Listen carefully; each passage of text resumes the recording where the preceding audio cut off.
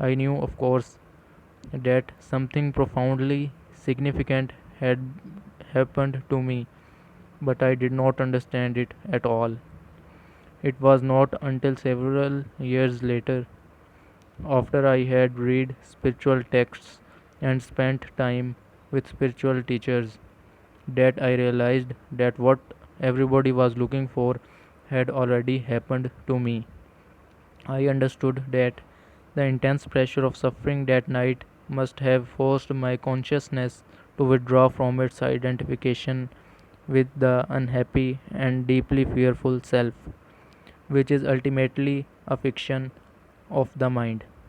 This withdrawal must have been so complete that this false, suffering self immediately collapsed, just as if a plug had been pulled out of an inflatable toy. What was left then was my true nature as the ever present I am.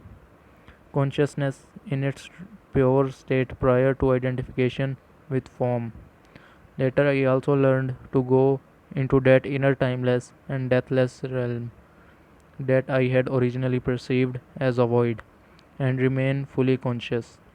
I dwelt in states of such indescribable bliss and sacredness that even the original experience I just described pales in comparison.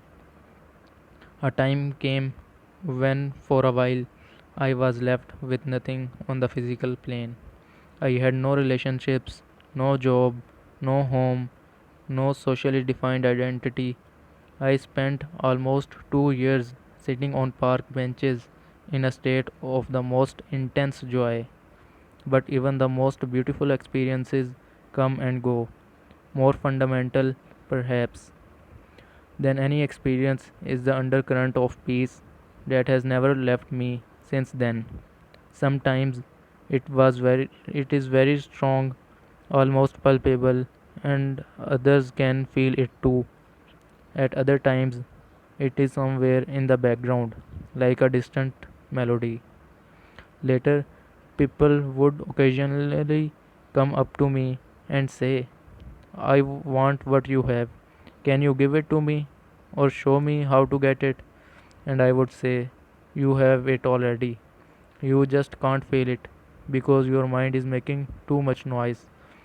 That answer later grew into the book that you are holding in your hands.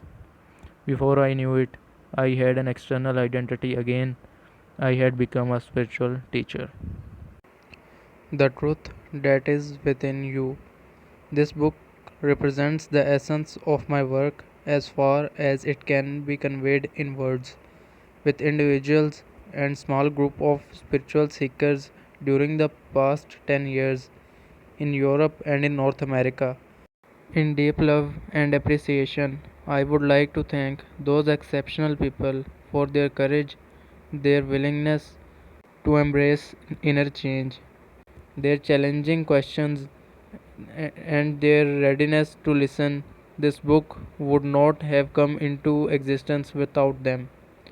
They belong to what is as yet a small but fortunately growing minority of spiritual pioneers, people who are reaching a point where they become capable of breaking out of inherited collective mind patterns that have kept human in bondage to suffering for eons.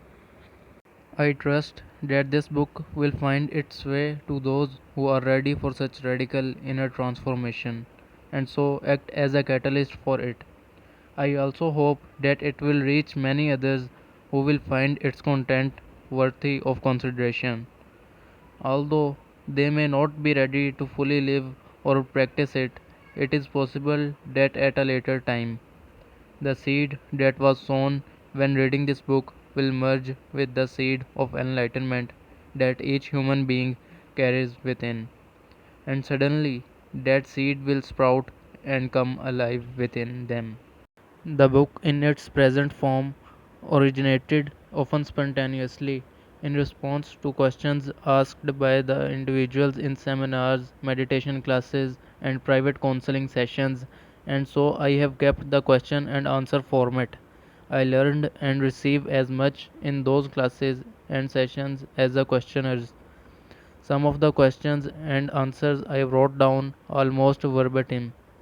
Others are generic, which is to say, I combined certain types of questions that were frequently asked into one and extracted the essence from different answers to form one generic answer. Sometimes, in the process of writing, an entirely new answer came that was more profound or insightful than anything I had ever uttered. Some additional questions were asked by the editor so as to provide further clarification of certain points. You will find that from the first to the last page, the dialogues continuously alternate between two different levels. On one level, I draw your attention to what is false in you. I speak of the nature of human unconsciousness and dysfunction, as well as its most common behavioral manifestations, from conflict in relationships to warfare between tribes or nations. Such knowledge is vital, for unless you learn to recognize the false, as not you, there can be no lasting transformation, and you would always end up being drawn back into illusion and On into this some form level, of I pain. also show you how not to make that which is false in you into a self and into a personal problem, for that is how the false perpetuates itself. On another level, I speak of a profound transformation of human consciousness, not as a distant future possibility, but available now. No matter who or where you are shown how to free yourself from enslavement to the mind, enter into this enlightened state of consciousness, and sustain it in everyday life.